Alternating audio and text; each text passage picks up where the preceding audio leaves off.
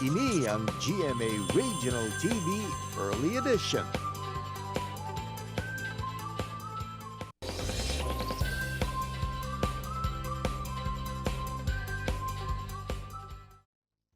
Head liturgist sa Our Lady of Lourdes Parish sa Barangay Bata, Bacolod City, si Michael Bilicano.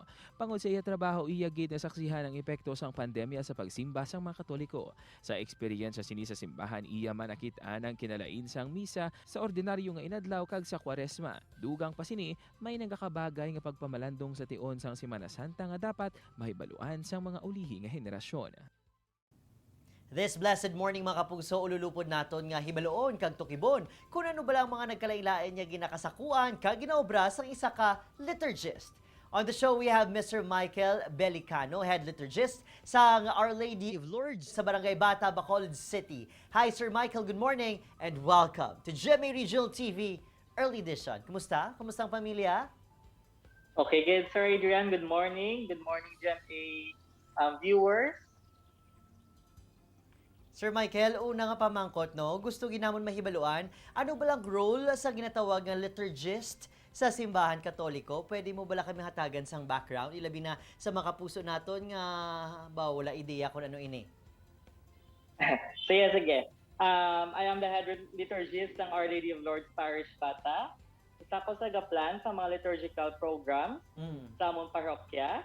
To-coordinate sa mga persons involved like lectors, sa nagabasa sa EMHC, altar servers, musicians and choirs, sa mga usherettes kag other ministries. Also, kung wala ang si Father, is ako man ga spearhead sa mga meeting. Check sa mga gamit sa misa before and after mag-start. Sir Michael, nga nakalabot ka man sa amo ni nga obra, nga nakasulod ka man. Is this a dream come true for you? Giniskwelahan mo ni balaokon sang bata ka ba gusto ko gidya mangin malinya sa amo ni nga obra o kung basi gusto mo man magpari?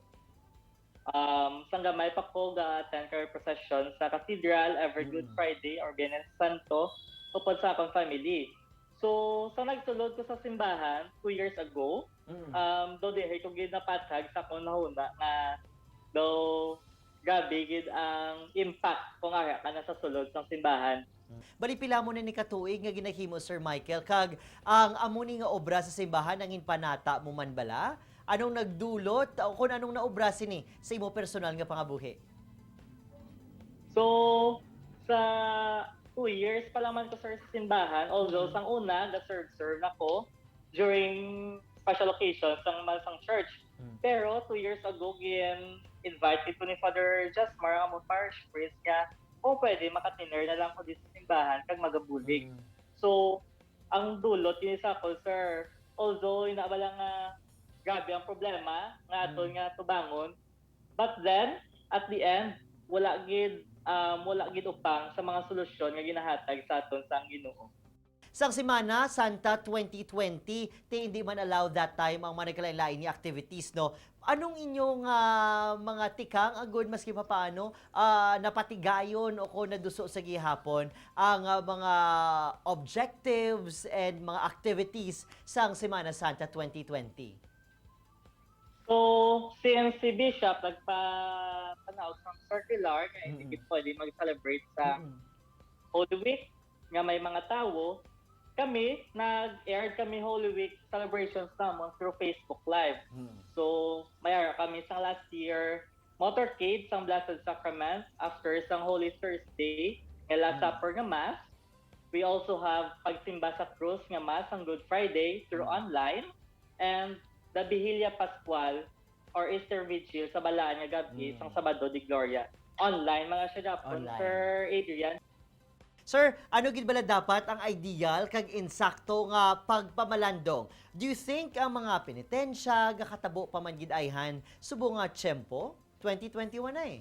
So, ganit man sir. So sa ako ng mindset sir, ang insakto gawang pagpamalandong ang ina nga wala mo bala ginahambal or ginapakita-kita lang sa iban. Kaya ang pamalandong nga lang gid sa imo nga ikaw lang nakabalo pag ang Dios lang ang nakabalo. Kag ang penitensya sa simple nga paglikaw lang guro sa mga malain nga mga buluraton. So, nako na siya nga pasalamatan sa ating Ginoo. Yeah. Anong imo mensahe sa aton mga kapuso viewers diri sa Western Visayas, diri sa Bacolod City? Labi na gid nga kita naman sa liwat nga magapamalandong bilang pagdumdom sa aton mahal nga makaako. Go ahead, Sir Michael. Okay. So since ang aton pag-celebrate sa Semana Santa is lainas ang naanda naton, ginapangabay na lang namon ang mga aton nga mga katigulangan nga napudlayan na sa pagkadto sa simbahan. Kung pwede mahimo, magtutok na lang sa aton nga Facebook page para sa mga online masses nga igadulong sa aton nga parokya. Ini nga tiyempo ang gid sa mga pamatan-on naton nga makagwa kag makakadto sa simbahan para sa pagsimba kag pagpamalandong sa mga dapat nga mga buluhaton naton sa aton kabuhi nga makabulig sa aton isig katawo nga may pagpaubos kag pagpalangga sa isa kag isa. Sir Michael, have a blessed Holy Week. Thank you for being on the program today. Maayong aga, God bless you. Thank you, Sir Adrian, and good morning. Mga kapuso, so while there is pleasure in pleasing the world, however, there is no greater satisfaction than serving our Lord. Mga kapuso, sini nga Holy Week aton dumdumon yang pagserbisyo sa Ginoo ang mangin sentro sang ini nga okasyon. Said Adrian, sa siningation nga sama-sami madamo sa aton kauturan ang nagapatigayon sa ilang mga panata o kon panaad, ang iban gani, ini ang ginapaagi pa sa penitensya o kon sakripisyo.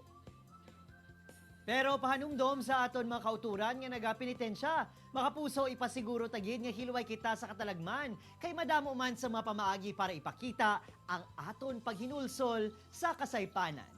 Sa piyakabahin mga kapuso, kapuso artist mga chika ni Kapuso Kate Univilla sa Best Talk, bantayan ina sa pagbalik sa GMA Regional TV Early Edition. Ini ang GMA Regional TV Early Edition.